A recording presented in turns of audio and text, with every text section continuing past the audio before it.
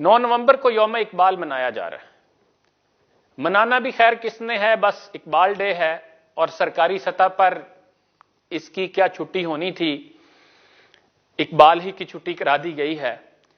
اور اس کی وجہ یہ ہے کہ 60-65 سالوں سے اس ملک کے سیاہ و سفید پر قابض حکمران اور رولنگ کلاس جیت گئی ہے اور عوام ہار گئی ہے۔ خیر اس موضوع پر تفصیل سے بات تو کسی اور نشست میں کریں گے، فی الحال اس اقبال کی بات کرتے ہیں کہ جو روحانی اور فکری بلندی کے اس مقام تک پہنچ گیا تھا کہ اسے کہنا پڑا، وہ حرف راز کے مجھ کو سکھا گیا ہے جنوں، خدا مجھے نفس جبرائیل دے تو کہوں۔ وہ کہتا ہے کہ میں یہ جو روحانی دنیا کے اسرار و رموز ہیں وہ میرے سامنے اس طرح سے ہیں، میں ان کو اس طرح سے دیکھتا ہوں کہ ان کو بیان کرنے سے میرا انسانی نفس جو ہے وہ قاصر ہے، اور خدا مجھے جبرائیل کا نفس دے تو میں ان کو کھول کے بیان کر سکوں۔ اور پھر اس کا خدا کے ساتھ آشنائی کا یہ عالم ہے کہ اس کے ساتھ فکری اٹکیلیاں کرتا ہے کہ قصوروار غریب الدیار ہوں لیکن تیرا خرابہ فرشتے نہ کر سکے آباد۔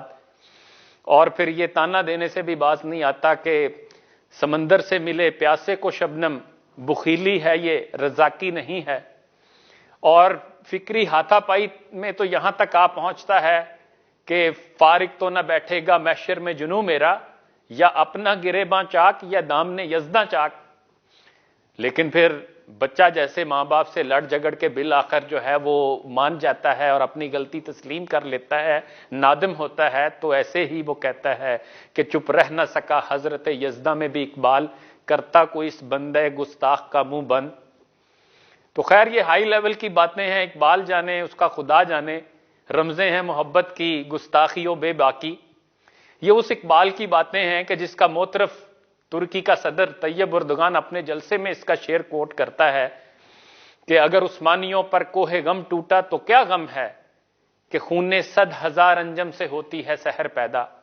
اور اندازہ کرے کہ 1 صدی کے بعد اقبال کا وہ کہا ہوا سچ ثابت ہو رہا ہے، اور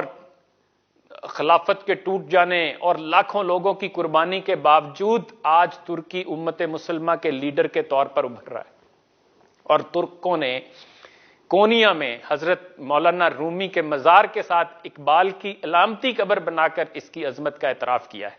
امریکہ نے افغانستان پر حملہ کیا تو واشنگٹن پوسٹ نے اپنے اداریے میں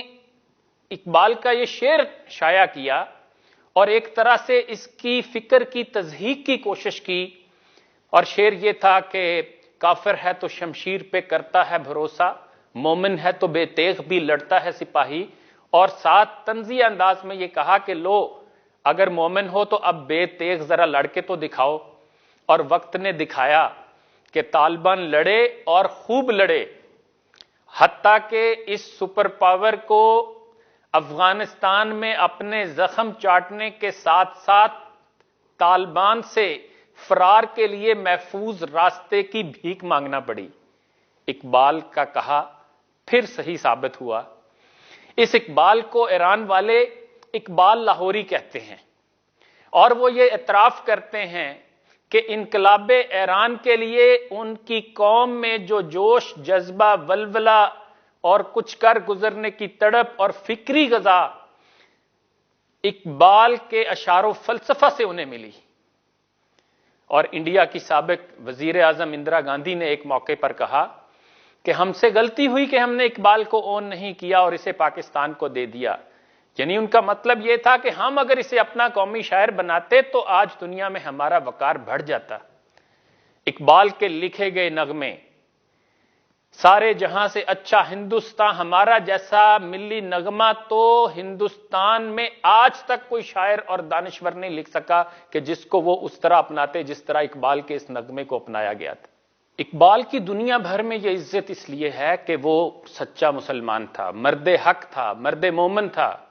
عاشق رسول تھا، قرآن کا دائی تھا، اسلام کا سپاہی تھا۔ اقبال نے فارسی اشعار میں خود نبی کریم صلی اللہ علیہ وآلہ وسلم کے حضور یہ بات کہی کہ گر دلم آئینہ بے جوہر است، در بحرفم غیر قرآن مزمر است، روز محشر خارو رسوا کن میرا، بے نصیبس بوسے پاکن میرا۔ کہ اے نبی صلی اللہ علیہ وآلہ وسلم، اگر اس آئینے میں کوئی جوہر نہیں اور اگر میری ان باتوں میں قرآن کے سوا بھی کوئی بات ہے تو آگے دیکھیں کتنی بڑی بات کہی کہ روز محشر آپ مجھے ذلیل و رسوا کر دیجئے اور اپنے مبارک پاؤں کے بوسے سے مجھے محروم کر دیجئے۔ ایک عام مسلمان بھی ایسی بات کرتے ہوئے لرز جاتا ہے تو اقبال جیسا دانشور شاعر اور فلسفی کہ جسے دنیا مانتی ہے وہ یہ بات اس لیے کہہ رہا ہے کہ اسے یقین ہے کہ اس کی فکر خالص اسلامی ہے۔